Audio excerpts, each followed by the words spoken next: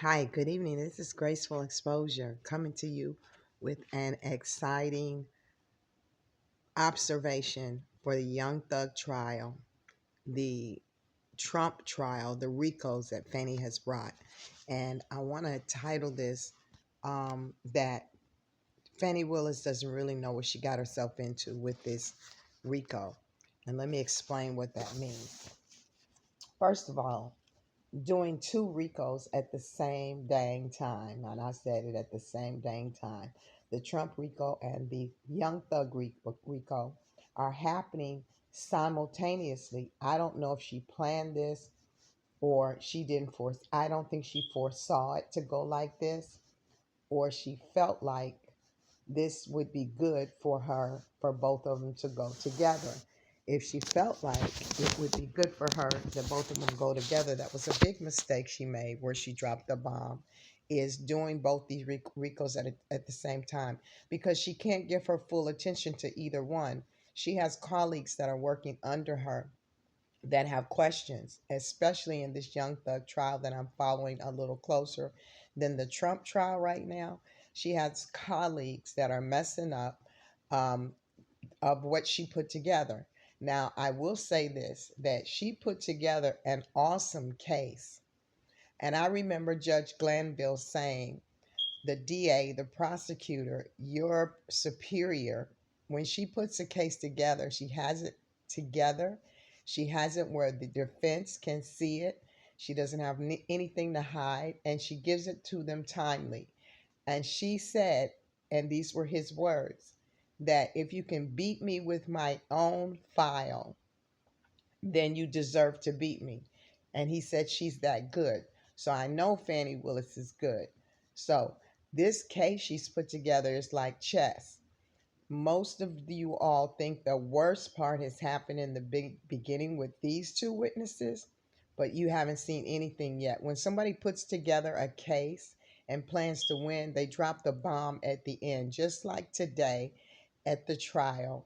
Miss Love played the videotape and cut it off for the day, so it would be the last thought in the jurors' minds. It was a good play. It was a good chess play. She also made another good chess play where she lied and she said there was nothing else said in the tape but yeah, yeah, yeah. And who approaches her and corrects her? Through the judge. He says to the judge, she lied to get you to take your ruling away. And now you've taken the ruling away, and it wasn't any case law, and you've changed it. So they have these manipulative tactics that they're using, and I'm sure Fani has taught them that. Fani has the kind of spirit that she's a manipulator. She goes to the churches and manipulates them to get emotional about how the government is treating black people. And it is a tactic that politicians use. They use us, they get us to get emotional. But getting back to the four biggest mistakes that Fani Willis made when she did these cases. Number one, I'm going to say it again, was having two RICOs at the same dang time. Number two is having an affair with a married man during the most pressing time of her DA position with these two RICOs. She made the biggest mistake getting involved with a married man, a distraction from what she planned to be a home run. So it's not going to be a total home run because she cannot apply herself. She's busy fighting a case against herself, not being taken off of the case. And so she has no time to help to groom those prosecutors that are underneath her. So Fani Willis made that big mistake. And this mistake is the biggest because now that this affair is out in the open, she has to keep from seeing him because they're watching phone records and transportation. And so she's alone. And she said the loneliest time in the office of a DA was when she became a DA. She felt really lonely. And so she feels even more lonely now. It's just like the song. If you think you're lonely now, wait until tonight, boy. So she is lonely. She doesn't have her companion, and she's dealing with the stress of these issues, and she can only talk on the phone, and not that much because they're monitoring their phones. And she doesn't need anything to work against her. The third biggest mistake she made was another big one, not anticipating the loyalty that would come from the witnesses, and as being Black people and being raised in this unspoken loyalty, unspoken protection that we give. She did not anticipate that these individuals, though they took plea deals, have a loyalty and know how to use their loyalty without getting caught up. She didn't anticipate the mind of a Black man that has been incarcerated, that is a hustler, that is a thief. A person that has a mind of a thief and a hustler, and can steal a necklace off your neck.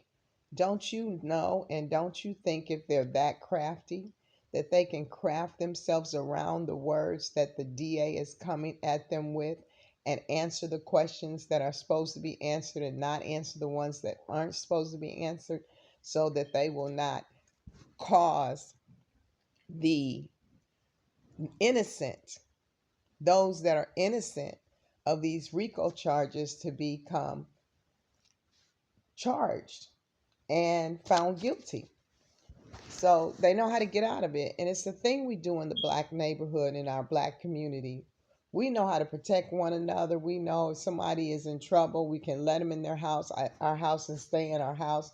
We know how to do things, and we make those sacrifices for our people. So she didn't anticipate that. So these witnesses she has, she didn't anticipate that.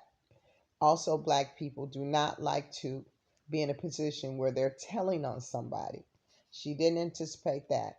She didn't anticipate that. So we have a situation here where she made three big mistakes so far. Now, the last mistake I want to talk about is, and I wrote it down, she made the mistake of,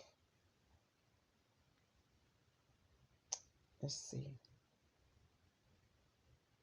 Oh, she made the mistake of choosing to go against two powerful people.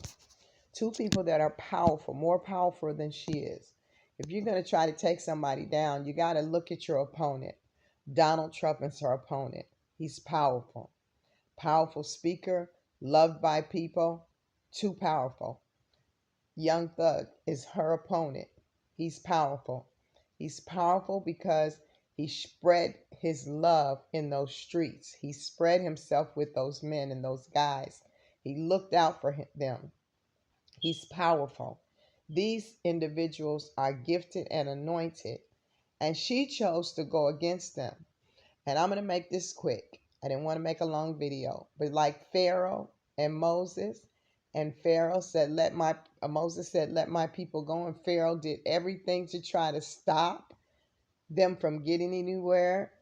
And it didn't matter if the locusts came, he still went after them and chased them to the Red Sea. He still went after them. The sea closed up on them. This is what's going to happen with Fani Willis. As much as she goes after them, she's going to be swallowed up by something each step she takes, because God did not ordain these RICOs. This is going to keep getting uncovered. It is going to show Fulton County for what it is. And thank God for Fani Willis for doing these two RICOs, so the whole United States can see the corruption in the Fulton County court system, and the police officers, and the district attorney's office. So basically, she's made the four biggest mistakes she could ever make as a DA. And I'm going to add five. She's causing herself to lose her job because of this. I want to say Fani Willis wasn't worth it. Was it worth it for you to go after these two powerful people and these co-defendants because you have an agenda? Was it worth it? That's why God allowed you to slip up into that affair. So you will get distracted. Now you've got not just the RICOs to take care of, but you got your mind to take care of, your heart to take care of, and you're by yourself, literally by yourself. At night, you're by yourself. And I'm saying to you, I pray that God gives you a pillow to fall on, because you're going to fall. And it's going to be a hard one. So I'm going to sign off. This is Graceful Exposure, signing out. Thank you. Commit crimes in my county and then decide to brag on it, which you do that for a form of intimidation and to further the game and not be held responsible. I still love you. This is my lifestyle.